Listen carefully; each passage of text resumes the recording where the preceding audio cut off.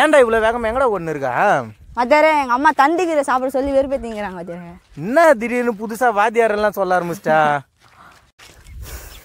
4 விஷயத்த 4 பேர் கத்துக்கிறவங்க எப்பயும் வாத்தியார் தான் சொல்லுவாங்க. நீங்களும் நிறைய பேருக்கு கற்றுக் கொடுக்குற காரணத்தினால் நீங்களும் வாத்தியார் தான். ஓஹோ, சரி சரி சரி, அந்த விஷயத்தை விட்டு கடாசுரா. இப்போ எதுக்கு நீ ஓடி நிற்கிற இப்படியே? எங்கள் வீட்டில் தண்டுக்கீரை சாப்பிட சொன்னாங்க. நான் அதை பிடிக்காத காரணத்தில் தான் ஓடி நிற்கிறேன். ஏன் தண்டுக்கீரை பிடிக்காதா உனக்கு? ஆமாண்ணா. ஏண்டா, தண்டு கீரைன்றது எவ்வளோ ஒரு நல்ல ஒரு கீரை தெரியுமா? அந்த கீரையில் பொரியல் செஞ்சு சாப்பிட்டோன்னா அவ்வளோ சூப்பராக இருக்கும்டா. தண்டு கீரை யூசஸை பற்றி நம்ம சேனல் ஆல்ரெடி நான் ஒரு வீடியோ ஒன்று போட்டிருக்கேன் பாரு.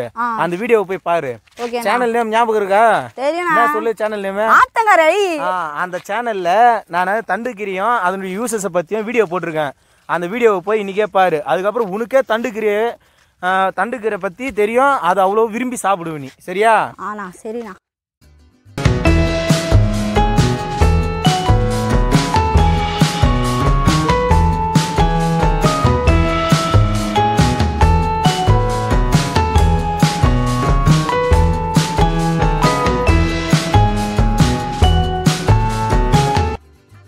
தண்டுக்கீரை தாவர உலகத்தில் பூக்கும் தாவரங்கள் என்ற பிரிவில் அமராந்தேசியே எனும் குடும்பத்தைச் சேர்ந்த தாவரமாகும்.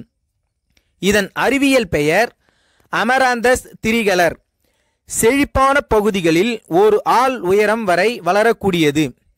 கீரை வகைகளிலேயே மிக பெரியதும் உயரமானது தண்டுக்கீரை ஆகும். தண்டுக்கீரை 6 மாதங்கள் வரை வளரக்கூடியது. ஆனால் 100 முதல் 120 நாட்களுக்குள் இந்த கீரையை அறுவடை செய்து சமைக்கும் போதுதான் தண்டுகள் நார் இல்லாமல் இலசாகவும் உண்ணுவதற்கு சுவையாகவும் இருக்கும். இலைகள் பெரியது, தனி இலை அமைப்பை கொண்டது. மலர்கள் நுனியில் கொத்தாக காணப்படுகிறது. வெண்மை நிறமுடையது. விதைகள் கடுகு போன்று சிறிது சிறிதாக காணப்படும். இப்போது தண்டுக்கீரையின் மருத்துவ பயன்களை பற்றி காண்போம்.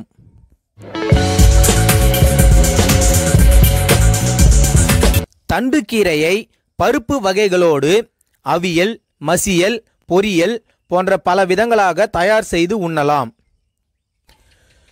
தண்டுக்கீரையில் வைட்டமின் ஏ மற்றும் சி, பாஸ்பரஸ், கால்சியம், இரும்பு ஆகிய தாது பொருட்கள் அதிக அளவில் இருக்கின்றன.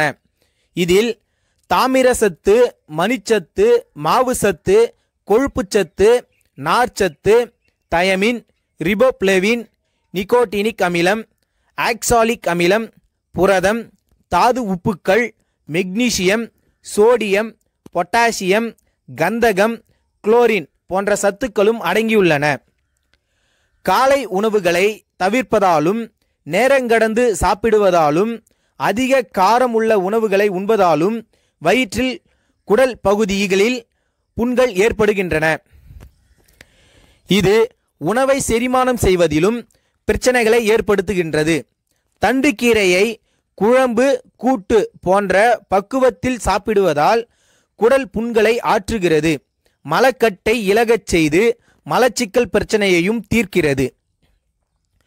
உடலில் பல்வேறு வகையான செயல்பாடுகளுக்கு வைட்டமின், இரும்பு சத்து, பாஸ்பரஸ், கால்சியம் மற்றும் இதர தாதுக்கள் அவசியமாக உள்ளன. தண்டுக்கீரையில் இந்த எல்லா சத்துக்களும் அதிக அளவில் நிறைந்திருக்கின்றன. எனவே தண்டுக்கீரையை வளரும் குழந்தைகள் மற்றும் இளம் பருவத்தினர், கருவுற்றிருக்கும் பெண்கள், நடுத்தர வயதுடையவர்கள் என அனைவரும் சாப்பிடுவதற்கேற்ற இயற்கை உணவாக இருக்கிறது. கல்லீரல் பாதிக்கப்படுவதால் தான் மஞ்சள் காமாலை, ஹைபாட்டிட்டிஸ் போன்ற ஆபத்தான நோய்கள் ஏற்படுவதற்கு காரணமாக இருக்கிறது. மஞ்சள் காமாலை நோய் தாக்கியவர்கள், கல்லீரல் பாதிப்பு கொண்டவர்கள் ஏற்கனவே சாப்பிடும் மருந்துகளோடு தண்டுக்கீரையை அடிக்கடி சமைத்து பக்குவம் செய்து சாப்பிட்டு வருவதால் கல்லீரல் பலம் பெறும்.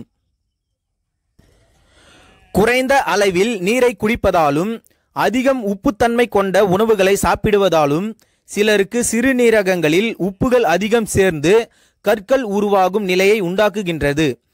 தண்டுக்கீரையை தினமும் உணவில் சேர்த்து சாப்பிட்டு வருபவர்களுக்கு சிறுநீரகங்களில் கற்கள் உருவாகியிருந்தால் அது கரையும். சிறுநீரை நன்கு பெருக்கி உடலில் சேர்ந்திருக்கும் நச்சுக்களை எல்லாம் சிறுநீர் வழியாக வெளியேற்றும். திருமணமாகி பல ஆண்டுகள் ஆகியும் சில பெண்களுக்கு கருத்தரிக்க முடியாத நிலை இருக்கும். இத்தகைய பெண்கள் தங்கள் உணவில் வாரம் 2 அல்லது 3 முறையாவது தண்டுக்கீரையை பக்குவம் செய்து சாப்பிட்டு வந்தால் அவர்களின் கருப்பை பலம் பெறும். அவற்றின் உள் தங்கியிருக்கும் நச்சுக்கள் எல்லாம் வெளியேற்றி சீக்கிரம் அப்பெண்களை கருத்தரிக்கும் நிலையை உண்டாக்கும். கருவுற்ற பெண்கள் தினமும் அரை கப் தண்டுக்கீரை சாற்றுடன் ஒரு தேக்கரண்டி தேன் சேர்த்து அருந்தி வந்தால் மகப்பேறு எளிதாக நடக்கும். குழந்தையும் நல்ல வளர்ச்சியுடன் காணப்படும். இதில் கால்சியம் 400 மில்லிகிராம் உள்ளது.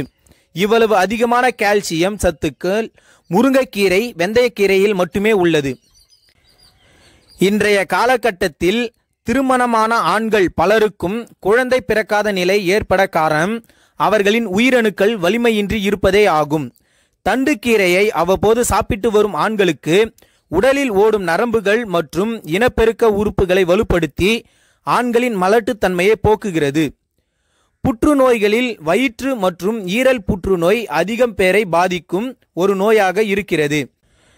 இந்த புற்றுநோய் வயிற்று மற்றும் அதனுடன் தொடர்புடைய குடல், கணையம் போன்றவற்றையும் பாதிக்கும் தன்மை கொண்டது. தண்டுக்கீரையை அதிகளவில் சாப்பிட்டு வருபவர்களுக்கு வயிற்று மற்றும் கல்லீரல் புற்றுநோய் ஏற்படுவதற்கான சாத்தியங்கள் குறைகின்றன. தற்காலத்தில் பலருக்கும் பாதிப்புகளை உண்டாக்கும் ஒரு பிரச்சனையாக மூலநோய் உள்ளது. நார்ச்சத்து குறைவாக உள்ள உணவுகள் உண்பது, நீண்ட நாள் மலச்சிக்கல் போன்ற காரணங்களால் சிலருக்கு மூலநோய் ஏற்படுகிறது. இவர்கள் தினமும் சிறிது தண்டுக்கீரையை பக்குவம் செய்து சாப்பிட்டு வந்தால் மூலநோய் வெகு விரைவில் குணமாகும். நாம் எத்தகைய நோய்களின் தாக்கத்திற்கும் ஆளாகாமல் இருக்க மலச்சிக்கல் இல்லாமல் பார்த்து கொள்ள வேண்டும். நார்ச்சத்து நிறைந்துள்ள கீரைகளில் தண்டுக்கீரையும் ஒன்று. இதன் காரணமாக இதை சாப்பிடுபவர்களுக்கு வயிற்றில் உணவு நன்றாக செரிமானமாக உதவுகிறது. மேலும் தீவிரமான மூலம் மலச்சிக்கல் பிரச்சனைகளையும் சுலபத்தில் தண்டுக்கீரை தீர்க்கிறது. உடலில் நோய் எதிர்ப்பு திறன் வயது கூடிக்கொண்டு செல்லும் போது குறைந்து கொண்டே வரும். தண்டுக்கீரை சாப்பிடுவதால் அதில் இருக்கும் சத்துக்கள் இரத்தத்தில் கலந்து நோய் எதிர்ப்பு திறனை மேம்படுத்துகிறது. வெயிலில் இருந்து உடலுக்குள் வரும் நோய்களை ஏற்படுத்தும் ஆபத்தான நுண்ணுயிர்களை எதிர்த்து அவற்றை அழித்து உடலை தொற்று நோய்கள் அணுகாமல் காக்கிறது. பித்தம் மிகுதி உள்ளவர்கள் தண்டுக்கீரையை நன்கு பயன்படுத்தலாம். தண்டை சாப்பிட்டு வந்தால் சிறுநீர் நன்கு போவதால் உடல் எடை குறைந்து தேவையில்லாத நீர் கோர்த்தல் தவிர்க்கப்படுகிறது. இதில் நார் சத்து இருப்பதால் இரத்தம் சுத்தி அடையும், மலச்சிக்கல் இல்லாமல் செய்துவிடும். இக்கீரையை தினமும் உண்டு வரலாம். இதனால் இளமையில் முதுமை தவிர்க்கப்படுகிறது. முதுமையில் ஏற்படும் கால்சியம், இரும்பு விகித வேறுபாட்டை சரி செய்யக்கூடியது. இப்போ கீரை பிடிக்காதவங்களும் நம்ம சேனலில் வீடியோஸை பார்த்தா எல்லாருக்கும் பிடிக்க ஆரம்பிச்சிடும்ல, அது மாதிரி நம்ம சேனலும் மற்றவங்களுக்கு பிடிக்க ஆரம்பிக்கணும்ல, அதுக்காக வழக்கமாக சொல்கிறத சொல்லு. இந்த வீடியோ பிடிச்சிருந்தா லைக் பண்ணுங்க, ஷேர் பண்ணுங்க, கமெண்ட் பண்ணுங்க, மறக்காம நம்ம ஆத்துங்கரை சேனலுக்கு சப்ஸ்கிரைப் பண்ணிடுங்க. அண்ட் இதுக்கு முன்னாடி நம்ம சேனலில் நிறைய பிளான்ட்டை பற்றியும் அதனுடைய யூசஸை பற்றியும் போட்டிருக்கோம். மறக்காமல் போய் எல்லாரும் பாருங்கள். அண்ட் உங்களுக்கு ஏதாவது பிளான்ட்டை பற்றி தெரிஞ்சுக்கணும்னு ஆசைப்பட்டீங்கன்னா மறக்காமல் கமெண்ட்டில் சொல்லுங்கள்.